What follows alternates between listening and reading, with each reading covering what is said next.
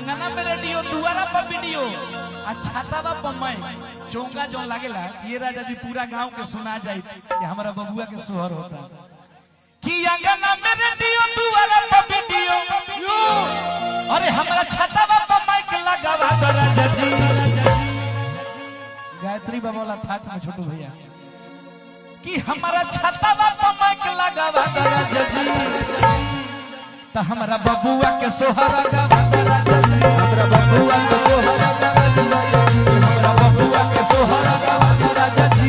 बबुआ के सोहर लगावा दो राजा जी। कि अंगना में रेडियो, दुआरा पर वीडियो, अंगना में रेडियो, दुआरा पर वीडियो, छाता पर माइक लगावा दो राजा जी, हमारा बबुआ के सोहर लगावा दो राजा जी,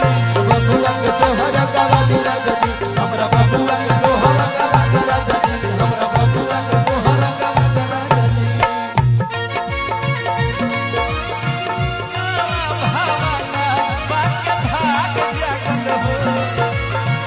जुगा जुगा जिया सुला भाग जागल हो, हे ला ला ला ला होई लवा के पीर पत्थर अमनवा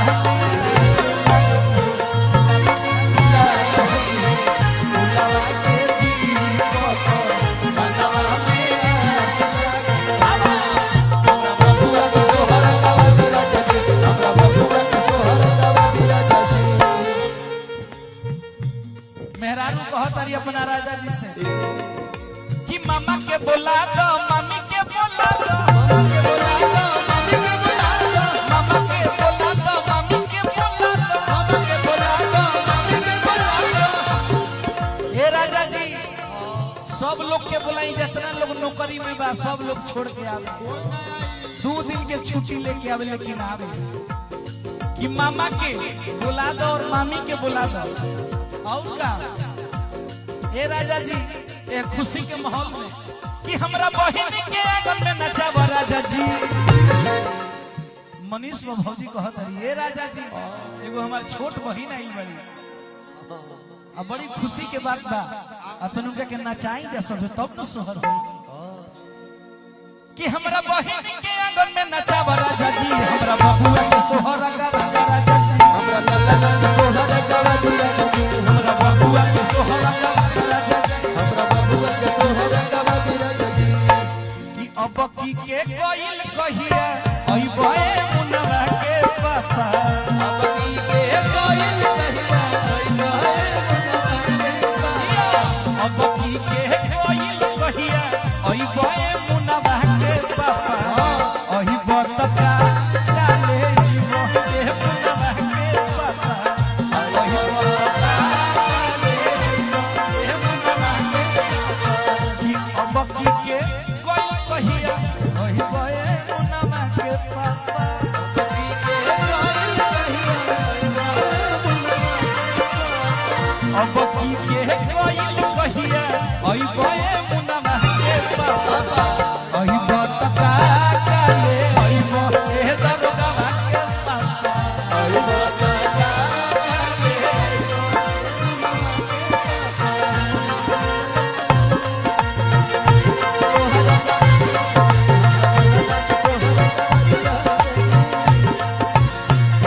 और का कि दादा के बोला दो, दादी के बोला दो, दादा के बोला दो, दादी के बोला दो, दादा के बोला दो, दादी के बोला दो, दादी के बोला दो। और का दादा दादी केहू नहीं खेलौगो, अरे गोटी गोटी रुपया लुटा राजा जी, अरे गोटी गोटी रुपया लुटा राजा जी, हमरा बबुआ के सोहर लगावा राजा जी, हमरा बबुआ के सोहर लगावा, हमरा बबुआ के सोहर लगावा राजा जी, हमरा लल्ला के सोहर लगावा राजा जी। तुम क्या जानो मेरे दिल में कि तुम रहती हो धड़कन की तरह, हो मेरा यार बदलना जाना मौसम की तरह, हो मेरा यार बदलना जाना मौसम की तरह।